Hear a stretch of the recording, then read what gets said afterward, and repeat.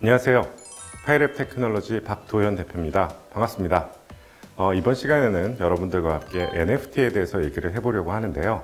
NFT는 현재 어떤 마켓에 있고 그 원리는 뭔지, 그리고 우리가 NFT를 가지고 어떠한 미래를 꿈꿀 수 있는지, 그런 부분에 대해서 같이 생각해 보도록 하겠습니다. 자, 일단 NFT 하면은 Non-Fungible Token이라고 합니다. 여기서 이제 Fungible이란 말은 대체 가능한, 그걸 Fungible이라고 하는데요. 예를 들어서 대체 가능하다는 게 무슨 뜻일까? 제 지갑에 있는 10,000원짜리와 여러분 지갑에 있는 10,000원짜리가 같은 가치를 갖고 있기 때문에 필요하다면 바꿀 수 있겠죠. 근데 만약에 제 10,000원짜리가 저희 돌아가신 할아버지께서 주신 복돈이다 라고 한다면은 저는 그걸 바꾸기가 쉽지 않을 거예요. 같은 가치를 지녔지만 저한테 있는 그 10,000원짜리는 다른 의미를 갖고 있기 때문이죠. 이런 것들을 대체 가능하지 않은 Non-Fungible Token이라고 합니다. 그래서 뜻을 찾아보면은 이제 이게 블록체인을 기반으로 하기 때문에 블록체인을 기반으로 다른 토큰과 대체 불가능한 그런 가상자산을 우리는 NFT다라고 한다. 자, 말이 되게 어려워요. 그냥 무슨 말인지는 알겠지만 도대체 머리로는 이해가 잘 안 갑니다. 그럼 NFT가 어떤 게 있었는지 한번 먼저 살펴보도록 하겠습니다. 우리가 소위 말해서 NFT의 시초라고 할 수 있는 크립토키티라는 이더리움 기반의 게임인데요. 이거는 2018년에 만들어진 게임입니다. 이게 사실 굉장히 간단해요, 내용은. 이더리움 위에서 고양이를 하나 만들고 또 다른 고양이를 만들어서 둘이 같이 결합을 해보면 아주 재밌는 모양의 고양이가 나옵니다. 그래서 그런 고양이들은 아주 자기만의 어떤 모양과 색깔을 가지고 있어요. 그래서 지금까지 이 NFT가, 이 크립토키티 고양이가 26만 8천 개가 만들어졌고, 그리고 전체 판매 금액이 205억 정도라고 하니 굉장히 생각보다, 우리는 그냥 장난으로 하는 거지만 비싸고 시장이 크다는 걸 알 수 있겠죠. 근데 이런 NFT가 2018년에는 말은 있었지만 그렇게 핫하진 않았어요. 근데 최근에 들어와서 NFT가 굉장히 핫해졌죠. 그래서 예를 들어서 보시는 바와 같이 잭도시가 처음에 트위터를 날린 잭도시의 첫 번째 트윗입니다. 이게 트위터라는 게 지금은 굉장히 유명한 SNS가 됐지만 처음에 잭도시라는 창업자가 만들 때는 그다지 많이 쓰는 그런 트윗이 아니었겠죠. 근데 이 첫 번째 트윗이 무려 NFT로 만들어져서 350억 원의 거래가 됐습니다. 자, 그러면은 이제부터 우리가 궁금증을 가져야 되죠. 저 잭도시의 첫 번째 트윗은 여러분이 트위터를 열면은 언제든지 볼 수 있는데 저게 350억에 팔렸다는 게 도대체 무슨 의미일까? 저걸 샀다는 거는 저 트윗을 내가 갖고 있고 아무도 못 보게 하는 건가? 그런 배타성이 있는 건지 이제 궁금해지기 시작했어요. 자, 그러면은 잭도시의 트윗 말고 우리나라에서 유명하게 팔린 NFT가 또 뭐 있을까? 여러분도 잘 아시는 이세돌의 신의 한 수라고 하죠. 이세돌이 알파고를 꺾은 그 NFT가 2.5억 원에, 사실 생각보다 굉장히 쌉니다. 잭도시의 트윗이 350억 원이었는데 2억 5천만 원에 팔렸어요. 그럼 도대체 바둑을 좋아하는 사람이라면 이세돌 구단의 기본은 모두 다 볼 수 있어요. 볼 수 있는데 왜 굳이 저거를 NFT로 만들어서 2억 5천에 샀을까? 자, 그런 부분에 대해서 우리가 하나하나 이제 그 원리부터 한번 생각을 해보도록 하겠습니다.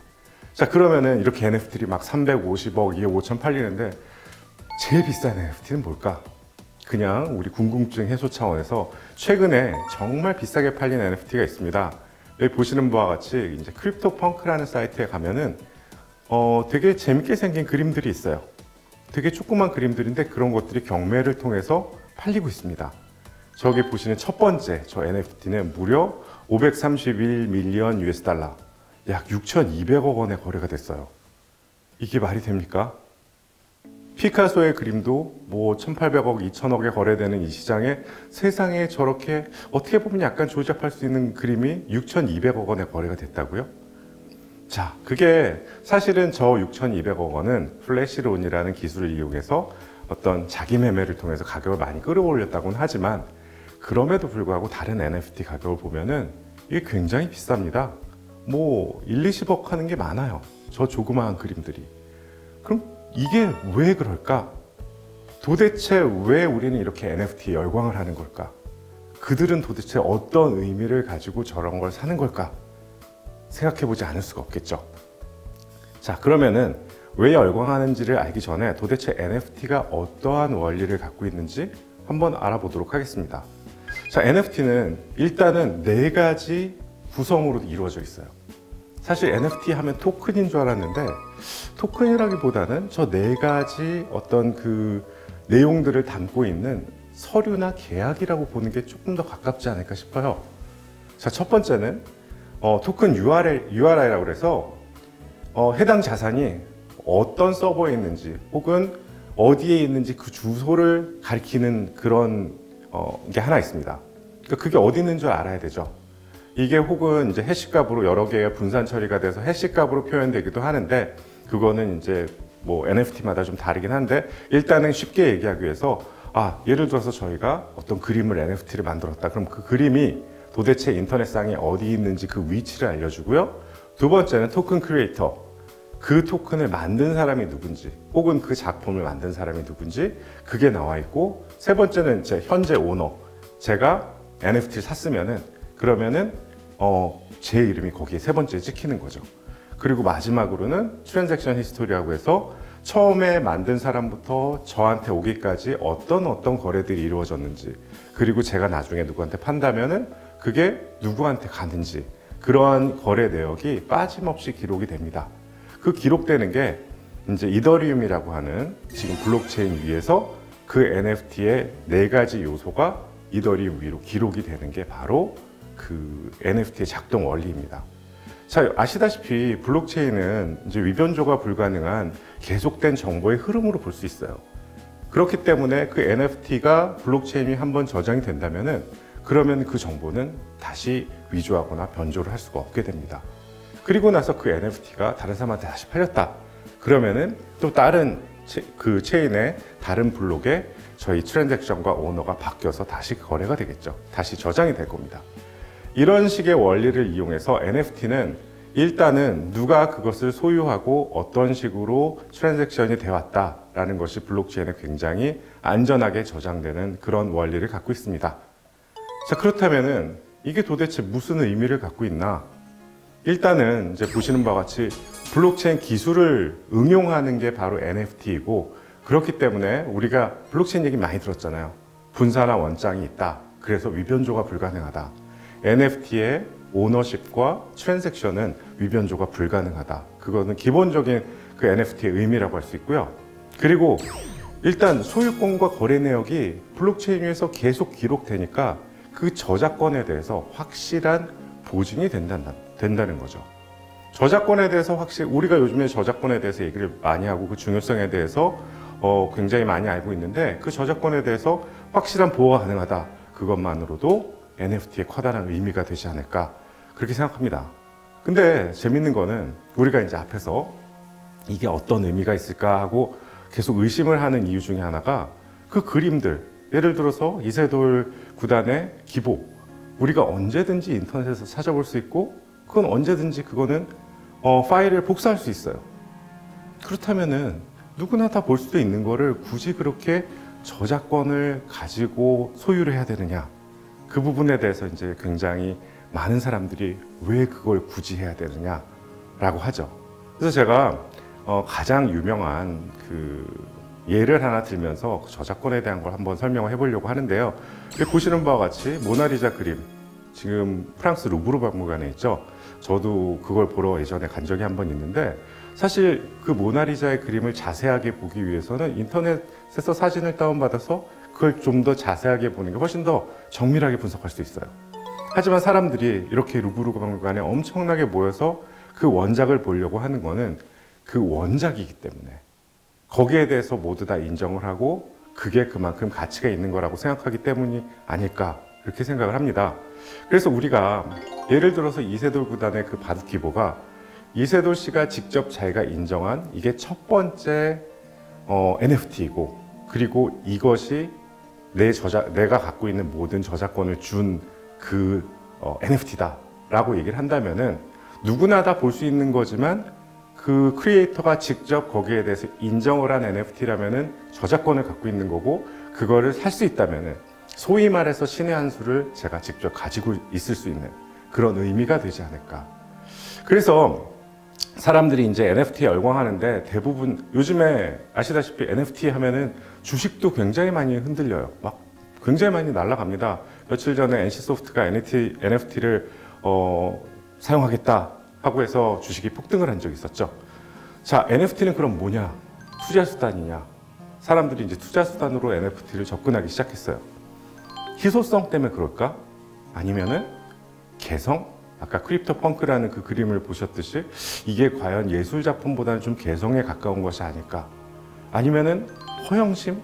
뭔가 보여주고 싶은 그 의도? 자, NFT는 어쩌면은 이 네 가지를 모두 아우르는 걸 수도 있습니다. 사실 NFT에 대해서 NFT가 의미하는 그 NFT가 갖고 있는 의미로는요, 디지털 재산권, 제가 계속 누누이 말씀드린 디지털 재산권이 가장 큰 의미를 가지고 있고요. 그리고 그것이 증명 가능하다. 또 우리가 희소한 디지털 재산을 갖고 있으면은 증명 가능한 그 희소성의 그 NFT의 의미가 있을 수 있습니다. 또한 이거는 좀 다른 의미의 해석인데요.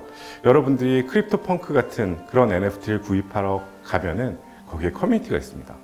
커뮤니티들이 서로 그 NFT에 대해서 서로 얘기를 하고 거기에 이제 얘기를 하고 거기에 가격을 떠받치고 그리고 새로운 것들에 대해서 열광을 하면서 어떤 그들만의 커뮤니티를 만들어 가고 있어요.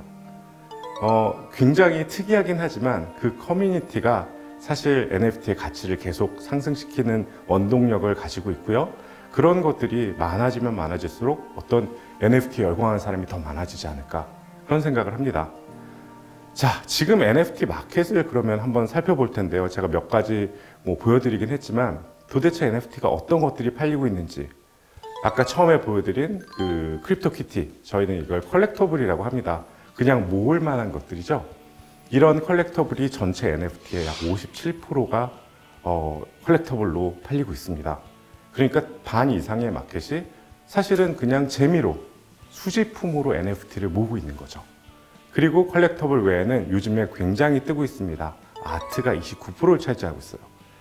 자, 저런 보시는 바와 같이 비플이라는 사람의 작품인데 저런 그림을 NFT화 시켜서 저거의 소유권을 나눠서 팔기도 하고요. 아니면 하나에 팔기도 하지만 그 디지털 그림, 디지털 예술 작품이 있는 위치와 물론 여러분들은 언제든지 그것을 다운받아서 복사해서 볼 수는 있지만 그거의 원작자가 누구이고 그거에 진짜 지금 현재 소유하고 있는 사람이 누군지를 블록체인 위에서 증명함으로 해서 아트를 소유하는, 특히 디지털 아트들을 소유하는 그런 방식들이 NFT의 굉장히 핫한 하나의 분야가 되어가고 있습니다. 그래서 아트가 29%고요. 요즘에는 이제 메타버스 NFT가 뜨고 있습니다.